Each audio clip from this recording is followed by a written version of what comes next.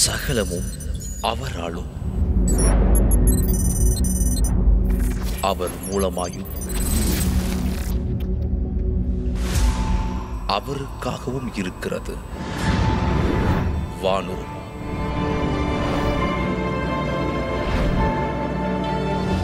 பூதரத்தோர்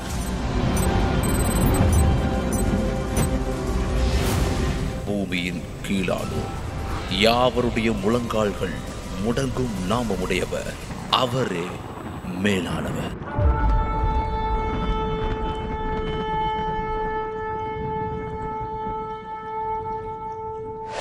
கிறிஸ்துவுக்குள் அன்பான அதிசயம் டிவி நேயர்களே, ஆண்டவராகிய இயேசு கிறிஸ்து நாமத்தினாலே உங்கள் யாவருக்கும் என்னுடைய அன்பின் வாழ்த்துக்களை தெரிவித்துக் கொள்கிறேன்.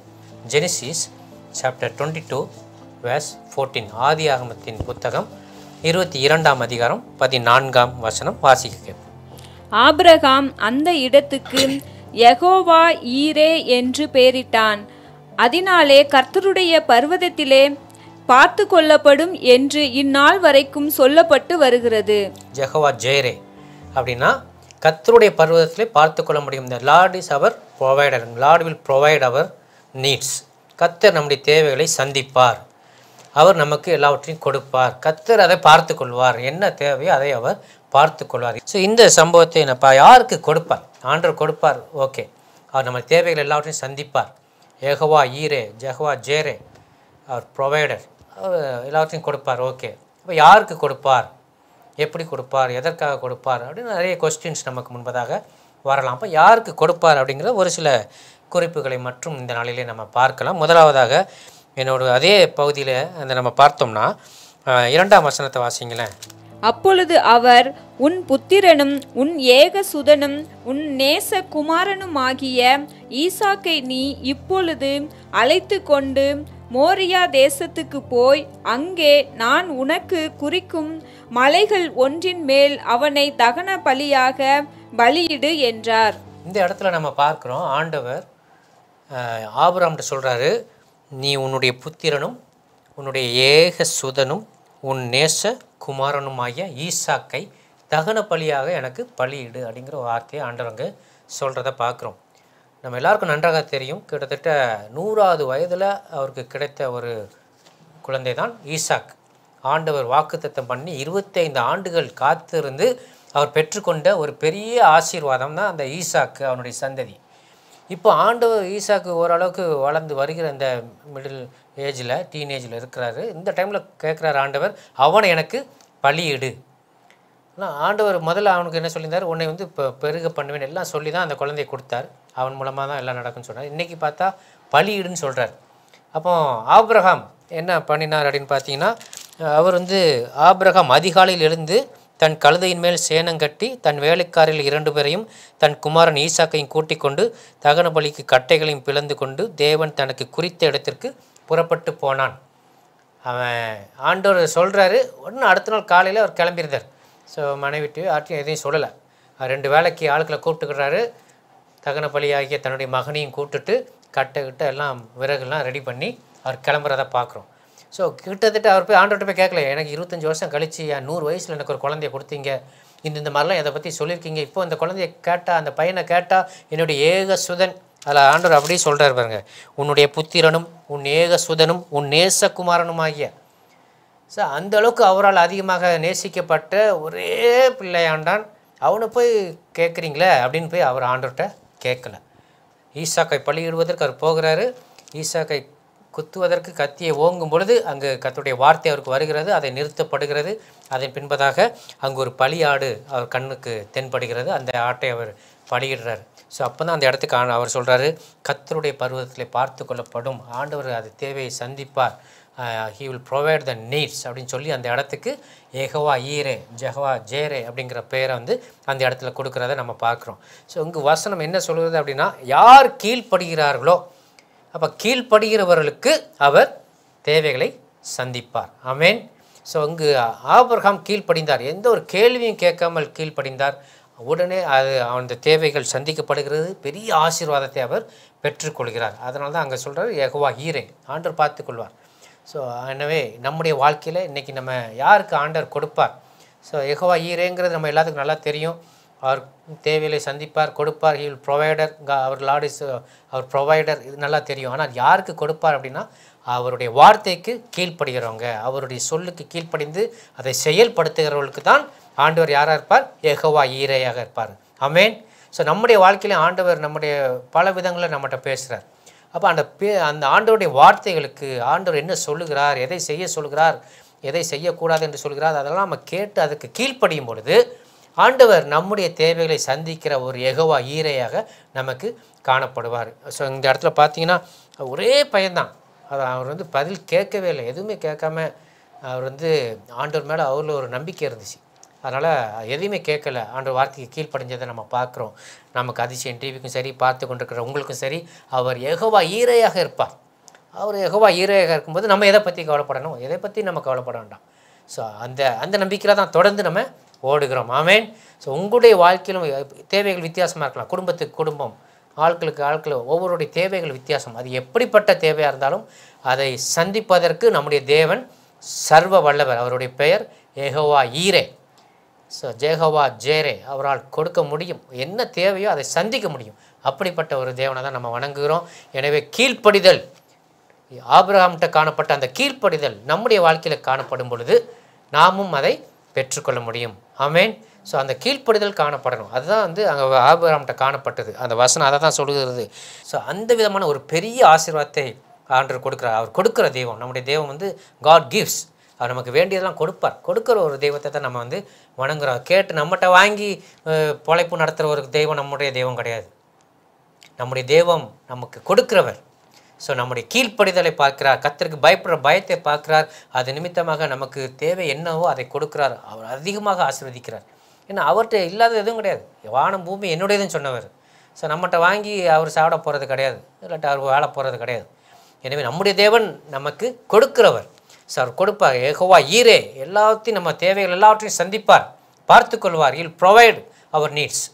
ஸோ அது அவரால் முடியும். அதனால் அவரை நம்புவோம், கீழ்ப்படிவோம், ஆண்டவருக்கு கீழ்ப்படிவோம், ஆண்டவருக்கு பயப்படுவோம். பயப்படும் பொழுதும் கீழ்ப்படியும் பொழுதும் அவர் நமக்கு யெகோவா ஈரேயாக இருந்து, அது என்ன விதமான தேவையாக இருந்தாலும், சுகம் வேணுமா, பணம் வேணுமா, அல்லது ஞானம் வேணுமா, என்னதாக இருந்தாலும் சரி, இல்லாட்டி ஏதோ ஒரு கேஸில் வெற்றி வேணுமா, இல்லாட்டி ஒரு கெட்ட பழக்கத்திலிருந்து விடுதலை வேணுமா, கோர்ட் கேஸில் ஜெயிக்கணுமா, எந்த ஒரு விஷயமாக இருந்தாலும் அவைகளிலிருந்து நமக்கு உதவி செய்ய வல்லவர், நமக்கு அதை கொடுக்க வல்லவர், நமக்கு வெற்றியை கொடுக்க வல்லவர், பணத்தை கொடுக்க வல்லவர், சுகத்தை கொடுக்க வல்லவர், ஞானத்தை கொடுக்க வல்லவர், எல்லாம் கொடுக்கிற தேவன் நம்முடைய தேவன். ஸோ நல்லதை செய்வார், நல்லதை கொடுப்பார், நல்ல ஒரு பரம தகப்பன் நமக்கு. ஸோ வசனம் சொல்வது, பொல்லாதவர்களை நீங்கள் உங்கள் பிள்ளைகளுக்கு நல்ல ஈவுகளை கொடுக்க அறிந்திருக்கும் பொழுது, நம்ம போன வாரம் பார்த்தோம், பரமபிதாவானவர் தம்மிடத்தில் வேண்டிக்கிறவர்களுக்கு நன்மையானவர்களை கொடுப்பது அதிக நிச்சயமல்லவா. அவர் கொடுக்கிற தெய்வம்.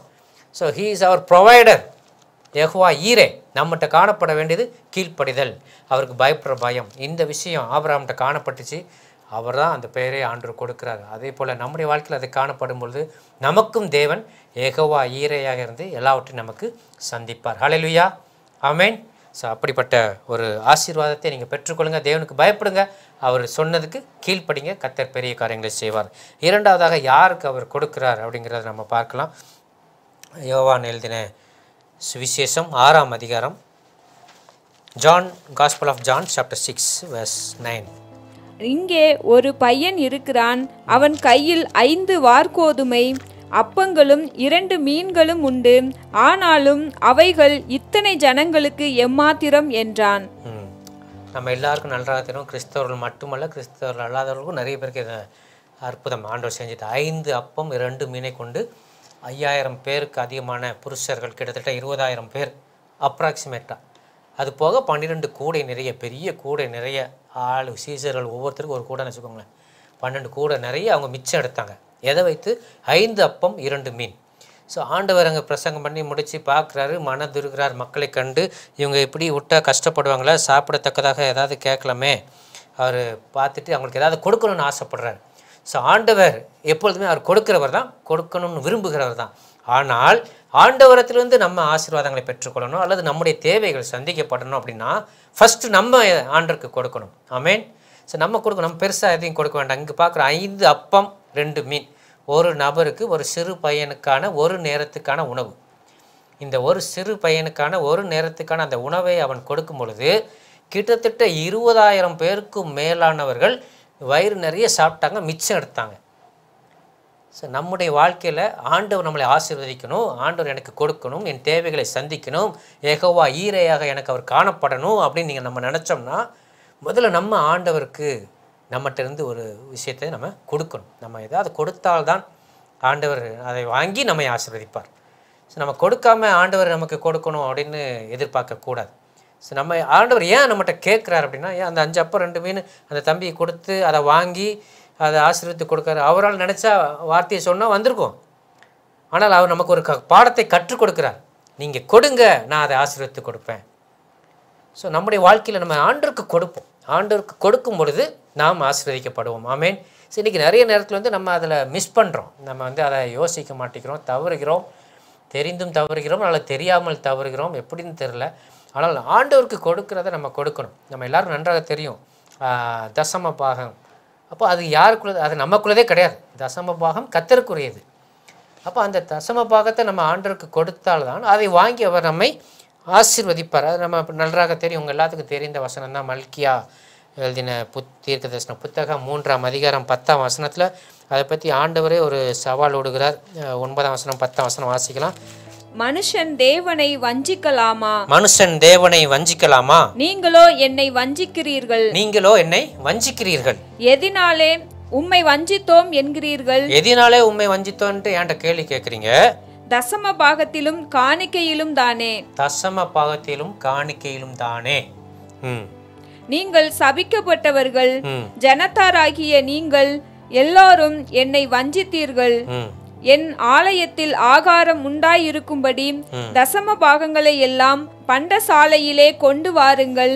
அப்பொழுது நான் வானத்தின் பலகணிகளை திறந்து இடம் கொள்ளாமற் போகும் மட்டும் உங்கள் மேல் ஆசீர்வாதத்தை வருஷிக்க மாட்டேனோ என்று அதனால் என்னை சோதித்து பாருங்கள் என்று சேனைகளின் கர்த்தர் சொல்லுகிறார். ஆமென். தசம பாகம் அவருக்குரியது. உங்களுக்கு வருகிற வருமானத்தில் 10ல் 1 அதான் தசம பாகம். அது தேவனுக்குரியது. அப்போ மீதி 90% தான் நம்முடைய இன்கம். அந்த 10% தேவனுடைய இன்கம், தேவனுடைய பணம். அதான் தேவனுக்கு கொடுத்துடணும். வசனம் சொல்லுகிறது தேவனுக்கும் ராயனுடையதை ராயனுக்கும் கொடுங்க. அப்போ தேவனுடையதை நம்ம தேவனுக்கு கொடுத்துட்டோம்னா என்ன ஆயிடுவோம்? நம்மளுக்கு அந்த மாதம் ஓடாமல் போயிடுமா? அந்த மாதத்தில் கஷ்டப்படுவோமா? அப்படி இல்லை. வசனம் என்ன சொல்கிறது? நீங்கள் கொண்டு வாங்க, அப்பொழுது நான் வானத்தின் பலகணிகளை திறந்து இடம் கொள்ளாமல் போகும் மட்டும் உங்கள் மேல் ஆசீர்வாதத்தை வருஷிக்க மாட்டேனோ என்று இதை செக் பண்ணி பாருங்கள், சோதித்து பாருங்கள். நான் கண்டிப்பாக உங்களை ஆசீர்வதிப்பேன். ஆண்டவருக்கு அந்த 10% நீங்கள் கொடுத்துட்டிங்கன்னா உங்களுக்கு அந்த மாதத்தை தேவன் ஆசீர்வதித்து கொடுப்பார். அது ஏன்னா அது ஆண்டவருடைய குறையும். வானத்தின் பலகணிகளை குறித்து இடம் கொள்ளாமல் போகிற அளவுக்கு ஆசீர்வதிப்பார். ஏன்னா எல்லாமே அவருக்குரியது. வானம் பூமி என்னுடையது, பொண்ணும் பொருளும் என்னுடையது அப்படின்னு ஆண்டவர் சொல்கிறாரு. வெள்ளியும் பொண்ணும் அவருக்குரியது. ஆனால் அவரால் எதையும் கொடுக்க முடியும், எவ்வளவும் கொடுக்க முடியும். கொடுக்கக்கூடிய அந்த தேவன் தான் சொல்கிறார், ஒரு மனிதன் சொல்லவில்லை. அப்போது அவருக்குரியதை அந்த கொஞ்சத்தை ஒரு 10% உங்களுக்கு வர்ற வருமானத்தில் ஒரு 10% நம்ம கொடுக்கணும். அது ஆண்டவருக்குரியது. அதை நம்ம கொடுக்கும் பொழுது ஏன் கேட்குறாருன்னா நம்ம ஆசீர்வதிக்கும்படியாக.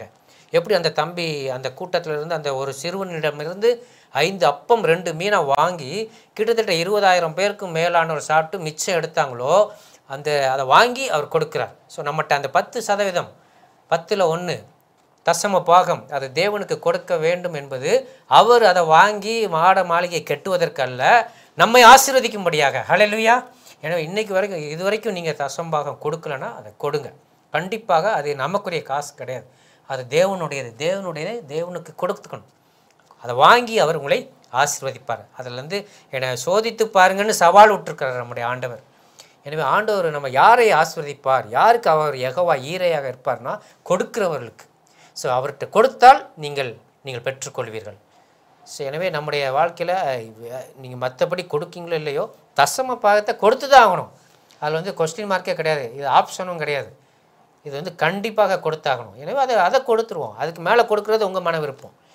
ஸோ காணிக்கைங்கிறது அதுக்கு அப்பாற்பட்டது. தசம பாகம் வேறு, காணிக்கை வேறு, தான தர்மம் வேறு. அந்த 3 வித்தியாசமானது.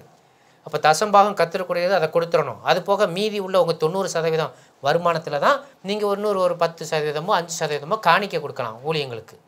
அது போக இன்னொரு 5% 10% ஏழைகளுக்கு உதவி செய்யலாம், திக்கற்றவர்களுக்கு, அனாதைகளுக்கு, அந்த மாதிரி தான தர்மங்கள் செய்யலாம். ஸோ இதெல்லாம் வேறு. அப்போ தசம பாகத்தையே அதில் கொஞ்சத்தை காணிக்க, கொஞ்சத்தை தான தர்மம், கொஞ்சத்தை கடவுளுக்கு, இது தப்பு. 10% முழுமையாக தசம பாகம்னு கொடுத்துடணும். அது போக தான் காணிக்கை கொடுக்கணும், அது போக தான் நீங்கள் தான தர்மம் பண்ணணும். அதெல்லாம் உங்கள் இஷ்டம்.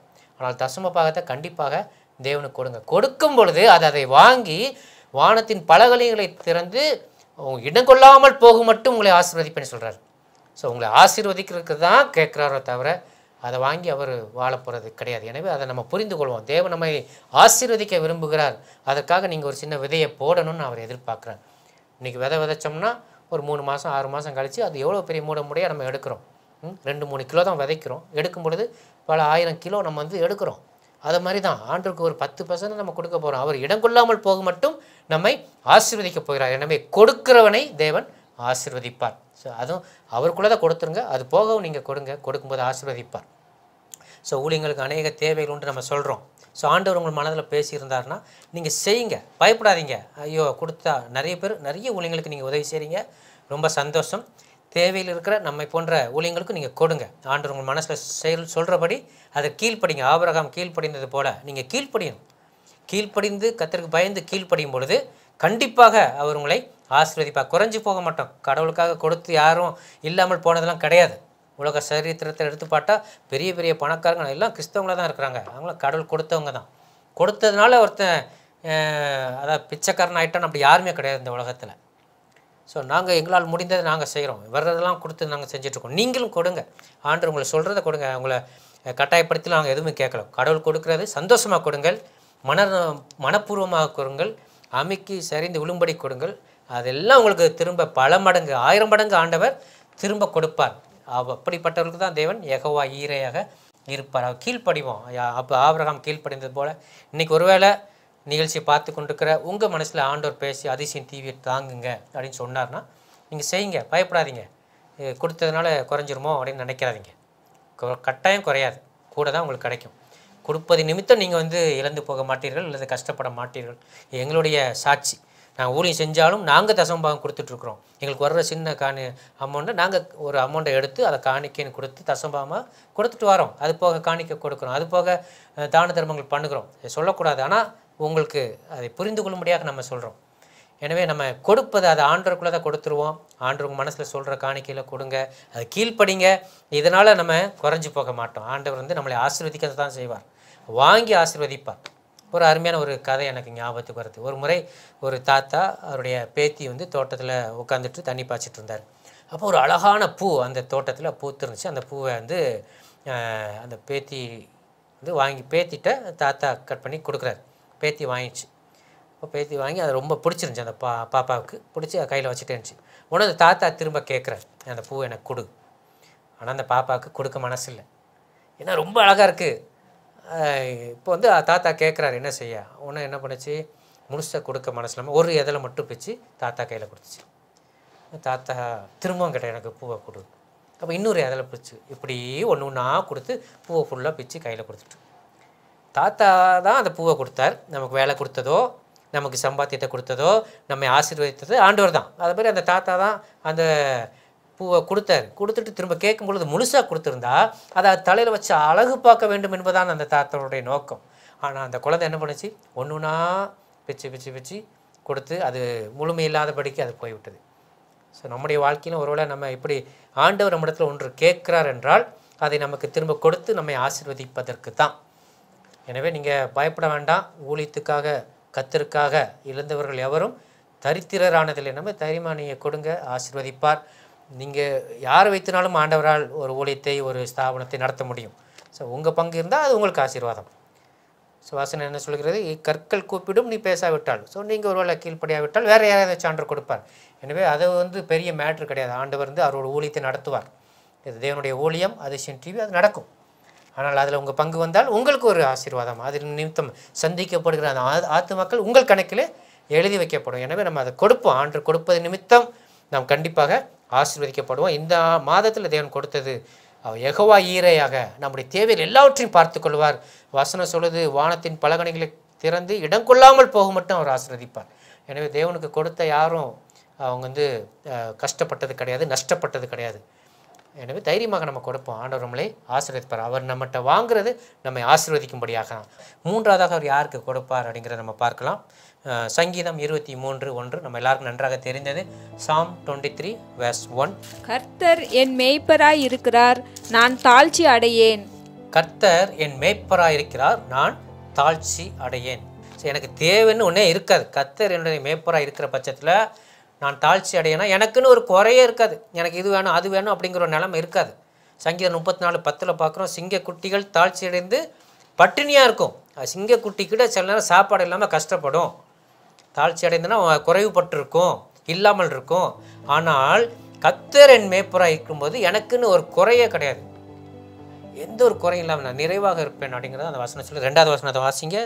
அவர் என்னை புல்லுள்ள இடங்களில் மேய்த்து அமர்ந்த தண்ணீர்கள் அண்டையில் என்னை கொண்டு போய் விடுகிறார். ஸோ கடவுள் கர்த்தர் என்னுடைய மேய்ப்பராக இருக்கும் பொழுது என் வாழ்க்கையில் எந்த ஒரு குறை இருக்காது. எல்லாவற்றையும் அவர் கொடுப்பார்.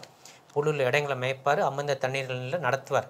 என்ன தேவையோ அதை சந்திப்பார், அதை கொடுப்பார். பிகாஸ் அவர் வந்து யெகோவா ஈரே, அவர் நமக்கு கொடுப்பார். அவர் எல்லாம் பார்த்து கொள்வார். யாருக்கு பார்த்து கொள்வார்? அவருடைய மந்தைக்கு. அவர் நம்முடைய மேய்ப்பராக இருக்கும் பொழுது, நாம் அவருடைய மந்தையின் ஆடுகளாக இருக்கும் பொழுது, அந்த மந்தையின் ஆடுகள் மேய்க்கப்படும். புல்லுள்ள இடங்களில் மேய்த்து அமர்ந்த தண்ணீர்கள் அண்டையில் நடத்துவார். ஸோ நம்ம அவருடைய மந்தையில் உள்ள ஆடுகளா? அப்படி நம்ம அவருடைய மந்தையில் உள்ள ஆடுகள், அதாவது அவருடைய பிள்ளைகளாக, அவருடைய வார்த்தையை கேட்டு அதன்படி நடக்கிறவர்களாக, அவரால் நடத்தப்படுகிறவர்களாக. ஸோ அந்த ஆடு மேய்ப்பர் தன்னுடைய மந்தையை மேய்க்கிறார். மந்தை அவருடைய சத்தத்துக்கு கீழ்ப்படியும். அதை நம்ம பார்த்துருக்குறோம். ஸோ ஆடுகள் எஜமானுடைய சத்தத்தை அறியும். எஜமானும் தன்னுடைய ஆடுகளின் சத்தத்தை அறிந்திருக்கிறார். ஒன்றொன்றும் அறிந்திருக்கும். ஸோ ஆடுக்கு எஜமானுடைய சத்தம் தெரியும், எஜமானுக்கு தன்னுடைய ஆடுகளை அறிந்திருக்கிறார். ஸோ அதே மாதிரி நம்முடைய தேவனை அறிந்திருக்கணும். தேவன் நம்முடைய சத்தத்தை அவருடைய மந்தையாக நம்ம இருக்கும் பொழுது, அவருடைய ஆடாக நம்ம காணப்படும் பொழுது, அவர் நம்முடைய மேய்ப்பராக இருக்கும் பொழுது நம்முடைய வாழ்க்கையில் எந்த ஒரு குறையும் இருக்காது. நமக்கு என்ன வேணுமோ அந்த பாதையில் நடத்தி அதாவது அப்பப்போ அவர் கொடுத்துக்கிட்டே இருப்பார். எந்த ஒரு குறையும் வைக்க மாட்டார். ஆமேன், ஆமேன். ஸோ அதுதான் ஆண்டவர் வந்து நம்மளை வந்து கஷ்டப்படுத்தி வேடிக்கை பார்த்து சந்தோஷப்படுற ஒரு தேவன் கிடையாது. நம்மை ஆசீர்வதிக்க விரும்புகிறவர். நம்ம எல்லா விதத்திலும் குறைவில்லாமல் நிறைவாய் பூரணமாய் சம்பூர்ணமாக இருக்கணும் அப்படிங்கிறது தான் தேவனுடைய ஆசை. அதனால் அவர் கண்டிப்பாக அதை செய்வார். நம்ம என்ன செய்யணும்? அவருடைய மந்தையில் உள்ள ஒரு ஆடாக நம்ம இருக்க வேண்டும். அநேக மந்தைகள் உண்டு. ஸோ என்னுடைய ஆடுகள் என் சத்தத்துக்கு செவி கொடுக்குன்னு சொல்கிறார். அப்போது அவருடைய தொழுவத்தில் இல்லாத ஆடுகள் உண்டு. அந்த ஆடுகளை அவர் எப்படி வழி நடத்த முடியும்? ஸோ அவர் தொழுவத்துக்குள்ளே இருக்கிற ஒரு ஆடாக, அவருடைய குடும்பத்தில் ஒரு நபராக, அவருடைய பிள்ளையாக, அவரால் நடத்தப்படுகிறவர்களாக நானும் நீங்களும் இருக்கும் பொழுது நம்முடைய தேவைகள், அனுதின தேவைகள், மாதாந்திர தேவைகள், அடுத்த 5 ஆண்டு தேவைகள் எல்லாவற்றையும் தேவன் சந்திப்பார். ஸோ அது அவரால் முடியும், அவர் கொடுப்பார். அது அவர் செய்கிற அவருடைய பொறுப்பு அது. ஸோ அவருடைய மந்தைக்குள்ளே நம்ம வந்துட்டோமா, அவருடைய கண்ட்ரோலுக்குள்ள நம்ம வந்துட்டோமா, நமக்கு தேவைகளை சந்திப்பது அவருடைய வேலை. எங்கே தண்ணி இருக்குது, எங்கே புல் இருக்குது, அதை பார்த்து நடத்தணும். எப்போ எது எனக்கு வேணும் அதை எனக்கு கொடுப்பது அவருடைய வேலை. அதை செஞ்சிருவார். ஆனால் நம்ம அவருடைய மந்தைக்குள்ளே இருக்கிறோமா, இல்லாட்டி மந்தைக்கு வெளியே இருக்கிறோமா? நம்ம சொல்லிடுவோம் நான் ஆண்டவருடைய பிள்ளை அப்படின்னு சொல்கிறோம். ஆனால் அப்படி இருக்கிறோமா அப்படிங்கிறது கொஸ்டின். ஸோ அவருடைய மந்தைக்குள்ளாக இருக்கிற ஆடுகளுக்கு எந்த ஒரு குறையும் கிடையாது. கர்த்தர் மேய்ப்பராக இருக்கிறார், நான் தாழ்ச்சி அடையன். ஏன்னா அவங்க என்ன வேணுமோ அதை கொடுத்துருவார். அப்பப்போ கொடுத்துக்கிட்டே தான் இருப்பார். ஆடுகளுக்கு தண்ணீரும் அந்த புல்லு தான் முக்கியம். நமக்கு எத்தனையோ விஷயங்கள் முக்கியமாக இருக்குது, அது எல்லாவற்றையும் தேவன் கொடுப்பார். அவரால் முடியும். அவர் சர்வ வல்லவர்.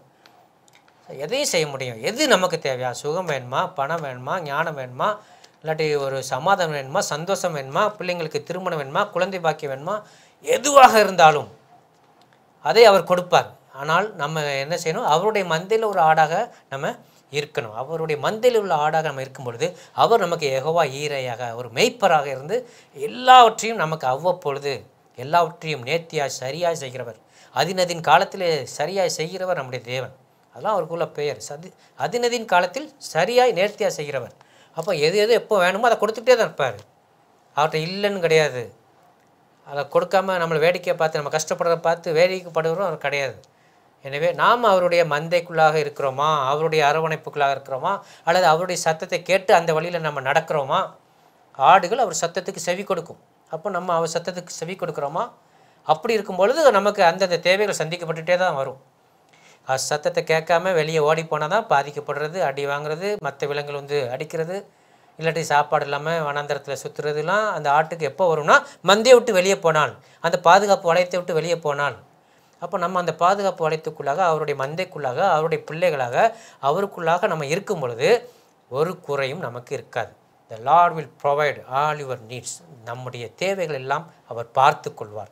ஸோ யாருக்கு அவர் பார்த்து கொள்வார்? அவருக்கு கீழ்ப்படுகிறவங்களுக்கு. ஆபிரகாமை போல கீழ்ப்படிவோம் என்றால் நம்முடைய தேவைகள் சந்திக்கப்படும். அவர் நம்மை ஆசீர்வதிப்பார். தசம கர்த்தருக்கு கொடுக்கும் பொழுது அதை வாங்கி நம்மை ஆசீர்வதிப்பார். 1000 மடங்கு ஆசீர்வதிப்பார். 1000 மடங்கு ஆசீர்வதிப்பார். ஸோ நம்ம கொடுக்கணும். கொடுக்காமல எதையுமே விதைக்காமல் எதையுமே எதிர்பார்க்க முடியாது. ஸோ கொடுத்தால்தான் ஆண்டவர் நமக்கு கொடுப்பார். கீழ்ப்படியும் போது நமக்கு கொடுப்பார். அவருக்கு கொடுக்கும்போது அதை வாங்கி 1000 மடங்கு நமக்கு திரும்ப கொடுப்பார். அது மாத்திரமல்ல, அவருடைய மந்தைக்குள்ளான ஆடுகளாக நம்ம இருக்கும் பொழுது, அதாவது அவரால் நடத்தப்படுகிறவர்களாக நானும் நீங்களும் இருக்கும் பொழுது, நம்முடைய வாழ்விலே நம்முடைய அனுதின தேவைகள், எல்லா விதமான தேவைகளும் குறையில்லாமல் நடத்துவார். தம்முடைய ஐஸ்வர்யத்தின்படி நம்முடைய குறைவுகளை கிறிஸ்து இயேசுக்குள் மகிமையிலே நிறைவாக்குவார். அதாவது குறை என்பது நம்ம வாழ்க்கையில் இருக்காது. அப்படிங்கிற மாதிரி அவர் ஆசீர்வதிப்பார். நிறைவாக இருக்கும். அடுத்தவங்களுக்கு கொடுக்குற மாதிரி நம்மளை மாற்றுவார். ஆமேன். ஸோ அதற்காக தான் தேவன் நம்மளை ஆசீர்வதிக்கிறார். நம்ம ஆசீர்வதிப்பது அது கொடுப்பதற்கு தான். நமக்கு பரலோகத்தில் சொத்துக்களை சேர்ப்பதற்காக பூலோகத்தில் ஊழியங்களுக்கு நீங்கள் கொடுங்க. தேவனுடைய திட்டம் விரிவாதற்கு, ராஜ்யம் விரிவாக்கப்படுவதற்கு நீங்கள் செலவு பண்ணுங்கள். கர்த்தர் உங்கள் பேரில் பரலோகத்தில் மிகுதியான காரியங்களை வைப்பார். இந்த நாளில் தேவன் நம்ம கொடுத்த வார்த்தை யெகோவா ஈரே. அவருடைய எல்லாவற்றையும் நம்ம பார்த்துக்கலாம். நம்ம தேவைகளை சந்திப்பார். God will provide our needs. So அவர் கீழ்ப்படியும் போது அதை செய்வார். அவர்கிட்ட கொடுக்கும்போது அதை வாங்கி 10 மடங்கு 1000 மடங்கு நம்மை ஆசீர்வதிப்பார். அது மாத்திரமல்ல, அவருடைய பிள்ளைகளாக, அவருடைய மந்தைக்குள்ளான ஆடுகளாக நம்ம இருக்கும் பொழுது எந்த ஒரு குறையில்லாமல் தம்முடைய ஐஸ்வர்யத்தின்படி நம்மளை ஆசீர்வதிப்பார். ஸோ எனவே தேவனுடைய ராஜ்யத்தின் வளர்ச்சிக்காக, விரிவாக்கத்திற்காக கொடுப்போம். கர்த்தருடைய ஆசீர்வாதத்தை பெற்றுக்கொள்வோம். இப்போது நாம் ஜெபிக்கலாம். எங்கள் மீது அன்புள்ள பரிசுத்த பிதாவே, இந்த நாளிலும் நீர் பேசின வார்த்தைகளுக்காக நமக்கு நன்றி செலுத்துகிறோம். ஆண்டவரே, இப்போது யாரெல்லாம் தொலைக்காட்சி மூலமாக, டிஜிட்டல் மீடியா மூலமாக பார்த்து கொண்டிருக்காங்களோ ஒவ்வொரு நீங்கள் பேராக, குடும்பமாக ஆசீர்வதிங்க. அவருடைய தேவைகள் எதாக இருந்தாலும் அதை சந்திக்க உம்மால் கூடும் ஆண்டவரே. அப்பா, நீர் அவருடைய தேவைகளை சந்தித்து அவளை ஆசீர்வதிங்க. யெகோவா ஈரையாக அவளுக்கு என்னென்ன தேவைகள் உண்டோ, குழந்தை இல்லாதவர்களுக்கு குழந்தை பாக்கியத்தை கொடுங்கப்பா. திருமணத்துக்கு என்று காத்து கொண்டவர்களுக்கு ஆண்டவரே ஏற்ற துணையை சீக்கிரமாக கண்டுகொள்ள அவர்களுக்கு உதவி செய்ய முடியாது ஜெபிக்கிறேன். ஆண்டவரே, ஞானத்துக்கு அடுத்த காரியத்தில் ஞானத்தை கொடுங்க அப்பா. இன்னும் ஆண்டவரே தொழிலை வர்த்திக்க பண்ண முடியாது ஜெபிக்கிறேன். ஆண்டவரே ஆசீர்வதிங்க அப்பா. இன்னும் அவருடைய கையின் பிரயாசத்தை ஆசீர்வதிக்க முடியாது ஜெபிக்கிறேன். பணத்தை விட சந்திங்க, சுகத்தை கொடுங்க, ஆரோக்கியத்தை கொடுங்க, குடும்பங்களிலே சமாதானம் உண்டாகட்டும் ஆண்டவரே. பிரிந்த குடும்பங்கள் ஒன்றிணையட்டும், சந்தோஷமாக சமாதானமாக வாழட்டும் அப்பா. எல்லா விதமான தேவைகள், குறைவுகள் எல்லாவற்றையும் நிறைவாக்க முடியாது ஜெபிக்கிறேன். அப்படி நீ செய்ய போறதுக்காக நன்றி ஆண்டவரே. பரலோகத்திலே தங்களுக்கு பொக்கிஷங்களை வைக்கத்தக்கதாக உமக்கென்று கொடுக்கிறவர்களை மாற்றுங்க.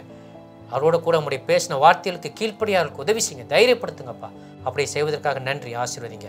இயேசு நாமத்தினால் ஜெபிக்கிறோம் பிதாவே. ஆமேன், ஆமேன். என் ஆத்துமாவே கர்த்தரை ஸ்தோத்திரி, என் முழுவதுமே கர்த்தருடைய பரிசுத்த நாமத்தை ஸ்தோத்திரி. என் ஆத்துமாவே கர்த்தரை ஸ்தோத்திரி, கர்த்தர் செய்த சகல உபகாரங்களையும் மறவாதே. ஆமேன், ஆமேன்.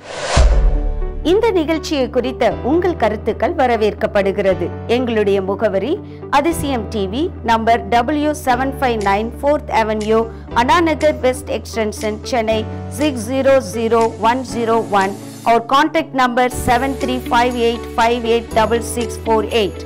உங்கள் காணிக்கைகளை அனுப்பி இந்த ஊழியத்தை தாங்க எங்களுடைய ஜிபே எண்கள் 8072042056 மற்றும் 9940288277.